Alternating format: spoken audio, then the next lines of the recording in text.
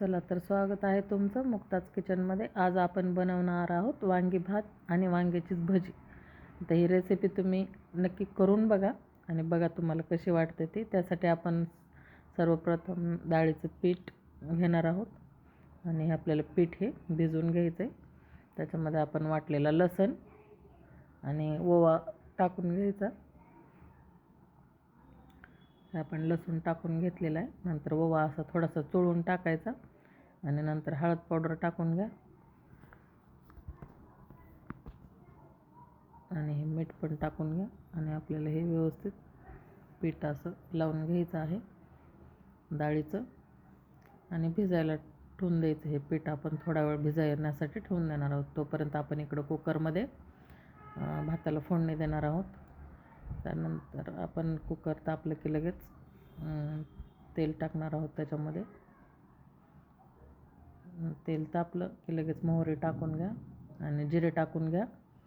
आणि तुम्ही ही रेसिपी कधी बनवली आहे का आणि माझी रेसिपी कशी वाटली ते पण मला कमेंट करून नक्की सांगा. आणि खूप छान होते रेसिपी वांगी भाताची. आणि आता हे लसूण टाकणार आहोत आपण. कढीपत्ता टाकून घ्या आणि व्यवस्थित हे फ्राय करून घ्यायचं आहे आपल्याला.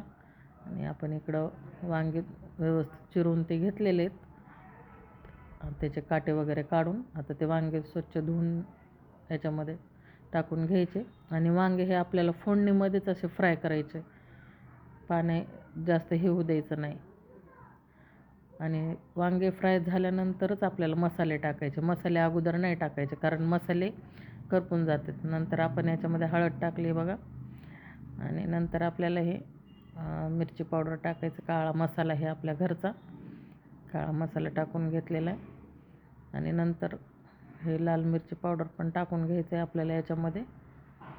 आपण मसाले नंतर का टाकलेत कारण मसाले जर अगोदर टाकले तर आपले मसाले असे जळून गेल्यासारखं होतात, करपट वास येतो. वांगे थोडा पाण्याचा अंश असतो त्याच्यामुळं अगोदर वांगे आपल्याला व्यवस्थित फ्राय करून घ्यायचे आणि नंतर मसाले फ्राय करायचे. वांगे त्याच्यामध्ये ओलसरपणा असल्यामुळं मग मसाले पण करपत नाही आणि त्याला करपूही नाही द्यायचं. व्यवस्थित असं हलवून घ्या, मस्तपैकी हलवायचं याला कारण हे असं चिटकलं नाही पाहिजे बुडाला, कारण करपट वास येतो. त्याच्यामुळंच आपण मसाले हे नंतर टाकून घेतलेले आहेत. आणि हे आता वांगे थोडेसे हे झाले की लगेच आपण हे तांदूळ 2 वेळेस धुवून भिजायला ठेवलेले होते. नंतर हे आपण तांदूळ टाकलेले आहेत धुवून. आणि तांदूळही आपल्याला अगोदर पाणी नाही टाकायचं. तांदूळही आपल्याला असेच तेलामध्ये फ्राय करून घ्यायचे आहेत. आपण एका साईडला पाणी गरम करायला ठेवलेलं आहे आणि आता हे आपल्याला व्यवस्थित असं घ्या, हे व्यवस्थित फिरवून मस्त तेलावरच असे सगळं फ्राय करून घ्यायचं आहे. आपले हे सगळे मसाले, मीठ आणि वांगे हे सगळं आपण याच्यातच टाकलेलं आहे. आणि मस्त तेलामध्ये हे तांदूळ पण असे फ्राय झाले की लगेच आपल्याला मग नंतर हे गरम झालेलं पाणी सोडून घ्यायचं आहे. त्या प्रकारे तुम्ही नक्की एकदा ट्राय करा.